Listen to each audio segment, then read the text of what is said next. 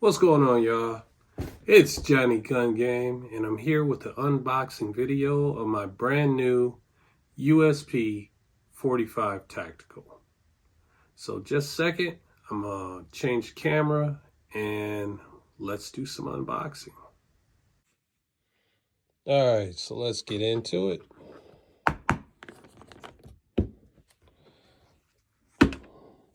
What you get in the box.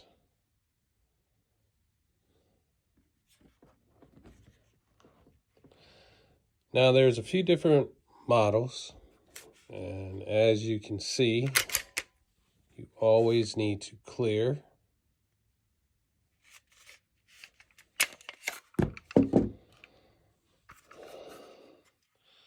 Make sure we have no magazine and nothing in the chamber.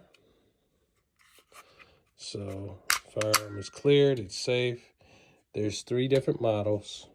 One USP Tactical 45 comes with just 2 10-round magazines. Then there's a different model that comes with 2 12-round magazines.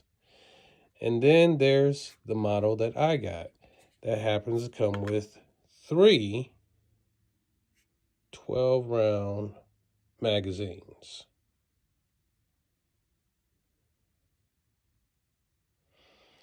And night sights. I'll roll in footage of the night sights with the lights out.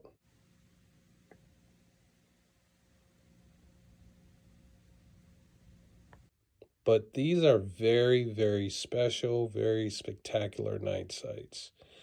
In the fact that they're actually adjustable.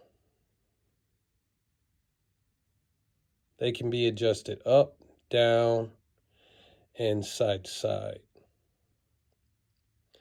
which allows you to zero this firearm for specific distances and specific ranges.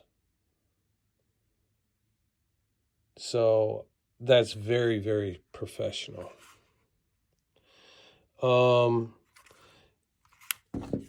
Most of the new HKs come with this little band here, and I called HK to just, double check on it. This is just decorative. It has no meaning. Although, technically, when you adjust it all the way up, it actually feels very good on your grip. But it was not intended for any kind of tactical or any kind of performance enhancement. The band is just strictly decoration. So, removing the band, it's a pretty good view on the gun. Operation is as follows. Once you chamber around, you're going to be set with the hammer back and around in the chamber. So you can carry this gun cocked and locked, hammer cocked, safety on, so it's locked. Another variation, you can, after you chamber around, decock the gun and carry it in double action. Double. 1, 2. With the hammer down. Cock, double action, hammer down. And the third option, which if you really want to be safe, after you chamber around, you can decock the hammer and put the safety on. So when you carry it with the hammer down and double action, the double action typically acts as your safety because this is a longer, harder trigger pull. You would have to only pull this trigger deliberately. Cocked is a very crisp, very light trigger pull. But in double action, it is a very long, very hard, difficult pull basically to act as a safety. Makes the gun carry very similar to a revolver. But if you want to even an extra layer, you could, while it was decocked in double action mode, actually throw on a safety. And this gun really is very safe to carry, very safe to have around the house. Cannot be fired unless deliberately fired. And a lot of people get this thing wrong with the double action. A lot of people say, well, I don't want the long double action pull. I hate that. Well, other than some kind of IPSC match, there's no rules that say once you have it in double action, you have to fire it from double action. When I was originally trained, I was trained by a guy that carried a 1911. And we went over basically three choices. 1911, a HK USP 40 caliber, or a 6-hour 226. After we looked at all guns and he explained how everything worked, we kind of came down to those three choices. And for me at the time, because I was a brand new shooter, it was my first gun ever, I didn't like the idea of carrying the 6-hour because it had no safety. And then I really didn't like the option of carrying the 1911 because the controls seemed a little too advanced for me at the time. So we settled in on a USP 40 caliber. And he said, you can take the safety off, and when you draw the gun from the holster, you can cock the hammer and then punch out.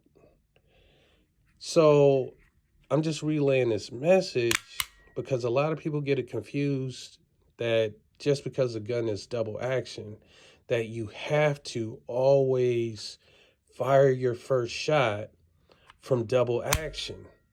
And then, of course, the weapon is cycle and you'll be in single action. In the street, when you're carrying it concealed or carrying it from a holster, you can always cock the hammer while it's still in the holster, or, as I was taught, when you go into your holster and draw the weapon, you draw it with the thumb on the hammer. As you're coming out, you're going to cock, and then you're going to punch out.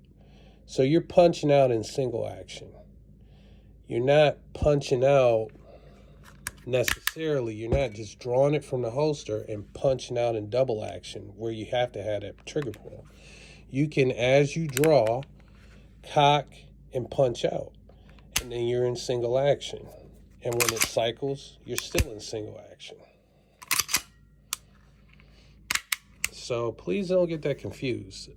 Unfortunately, the competition world and the tactical world are merging, and there are some good things that are coming from it, but there are also some very bad things. And the thought that a double action weapon has to always be fired the first shot from double action is a very, very bad transition from the competition world to the real world. You can absolutely, even if you have the gun holstered and you think your perception, your gut, your situational awareness tells you there's about to be a problem, you can, while it is still holstered, cock that hammer back and be ready for action if you have to draw. So always remember that.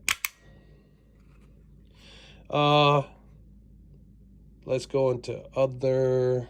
All right, so we have the mags. Like I said, with this version, 3 of them. This, of course, just takes moisture out of the case in case it's stored somewhere where there's condensation. Other than that, the other things that are going to come, you're going to, of course, get your operator's manual. You will also get a little bit of HK swag. And you'll get this. This is a little kit that contains all of the tools and things you're going to need for your USP Tactical. We'll just run down all of them one at a time. This is your first important tool. And what this tool does actually is adjust your sights. Sorry, I'm trying to do this to the camera. So this is a sight alignment, sight adjustment tool.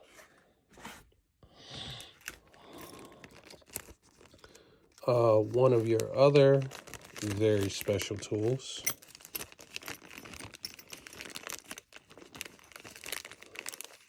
is this tiny little Allen wrench here. And what this Allen wrench does is it adjusts the trigger. So as you can see, this has a trigger stop on the back. And what that trigger stop does is it adjusts the trigger so it doesn't over travel. That just right here at the moment of the brake, it stops the trigger. So once it cycles, you can get back on your reset as quickly as possible. The less over travel you have, the faster you can get back on reset. And I guess since we're talking about triggers, let me address something there. Because people talk about HK triggers being awful, they are forgiving. There is some mush to the trigger, but actually mush is the wrong word. Let's say take up. It takes up to the wall, and then there's a break. Now, then there's a reset, then there's a little bit of take up again, and a break. You need to take up for when you are under stress, so that you do not fire more rounds than you want to actually fire. But let me teach you something about triggers, because we have, again, I think this comes from the competition world. People talk about trigger control. So they want to fire, then only let this out till it resets and fire again. And people call that trigger control. I'm going to call that nonsense.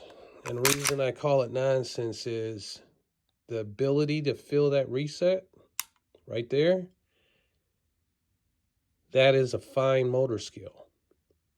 Those motor skills degrade once you are under stress. You only have gross motor skills. Gross motor skills are your finger stops working very finely to articulate, and it just works like this. It just smashes. Your whole hand, everything in your body works the same way. Not under stress, you have fine motor control. Under stress, your hand just wants to clench and smash. So, the way I was taught to fire is simply this. Squeeze, relax, squeeze. So that your hand works just like your heart. Your heart squeezes, relaxes, squeezes, relaxes. Your trigger finger should do the same. Squeeze, relax, squeeze. Now it sounds slow, but under stress, you can do that extremely quickly because all of your adrenaline is flowing and you are moving at literally superhuman speed. You can squeeze, relax, squeeze very quickly. And that is where this gun excels. This gun really excels under stress because, let me go through the cycle again. Squeeze. When I relax that trigger finger, meaning there's no muscle action in it. I'm not pushing it forward. I'm just going limp. I'm relaxing my finger. The gun works in concert with me. The actual trigger mechanism pushes my finger back to where it needs to be to reset. Then I squeeze again. Relax, squeeze. Relax, squeeze. Relax, squeeze. Relax, squeeze. Relax, squeeze. So if you just remember that, squeeze, relax, squeeze, this gun works very well when you use it in that method. So let's go on to the final. Well, there's two more tools. Two more little tools in the toolbox. Next one I'm going to pull out is going to be your locking key. This key locks the gun up. Now, again, a lot of misconception on that. Why would you? I would never want to lock my gun, some people might think. I might have to use it in an emergency. I agree with you. You might have to use a gun in an emergency. The only time I would lock this gun is if I was in a self-defense incident and had to surrender the firearm to the authorities, to the police. All right, I had to go get an external light source so I could really light this up. Okay, so right here, that's the lock. Now once you put the key in and you twist, now the gun cannot be fired and the slide cannot be cycled.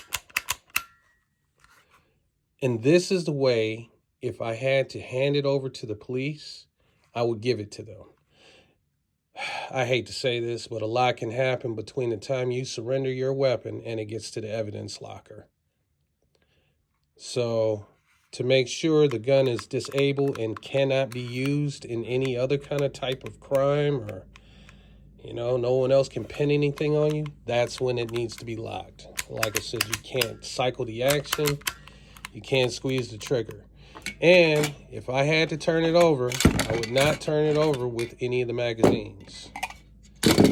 I'm turning over the firearm, locked, disabled only. Not turning over any of the mags. So that is the purpose, in my opinion, of the lock.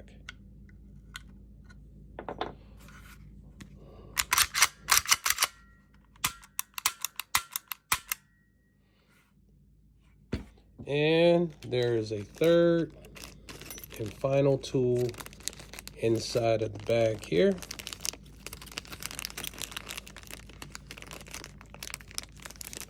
And that tool would be these rubber O-rings. All right, just a second, this light is burning my head, man.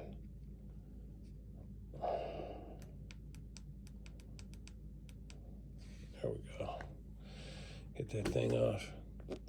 So, where these rubber O-rings go,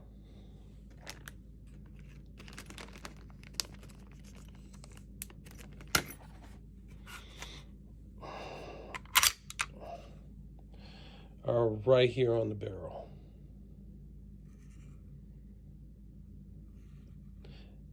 And this is one of the major differences between a USP Tactical and all the other USP variants. That O-ring, as you can see it, kind of catches a slide here. The O-ring centers the barrel in the same place in the slide. It works exactly the same as a 1911 barrel bushing. It centers this barrel right here in the slide so that when the weapon's fired, the barrel is in the same position each time. The exact same position, which gives you repeatability on your accuracy of your shots. It's very ingenious. And it seems like a little thing, but it's very major in accuracy. It sets this gun apart from a lot of its competitors. As you can see, there's very little play in the gun, just in general, in the slide, anywhere.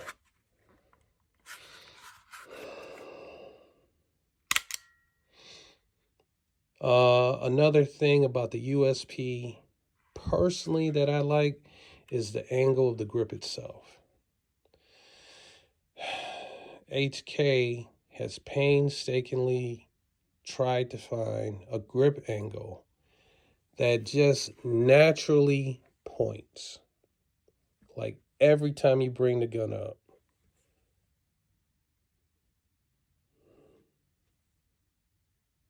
It just naturally points.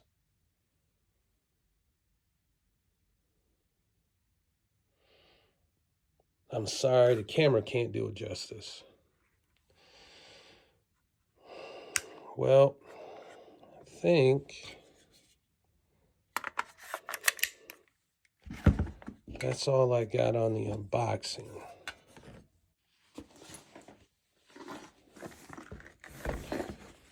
In up-and-coming videos, we will be going over the correlation and the comparison between the USP Tactical and the FNX 45.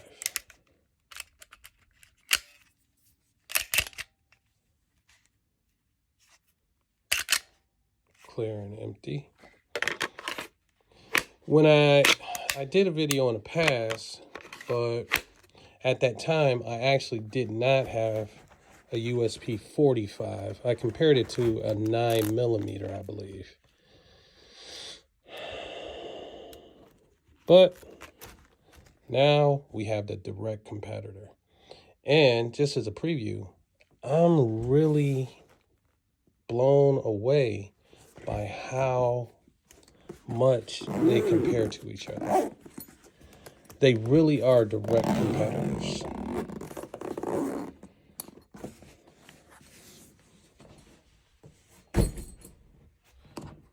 Also,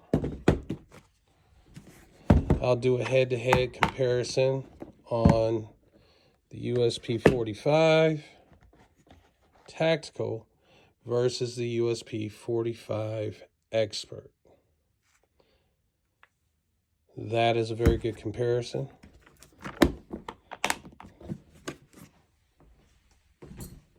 And lastly, we'll do a complete breakdown and comparison on the USP 45 Tactical versus, yes, the legendary Mark 23. So, like, share, and subscribe because you do not want to miss what's coming.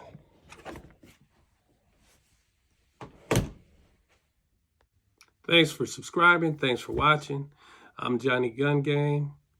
And until next time, always remember, these are just the tools of the trade. You, the operator, you are the weapon. Never let your edge get dull.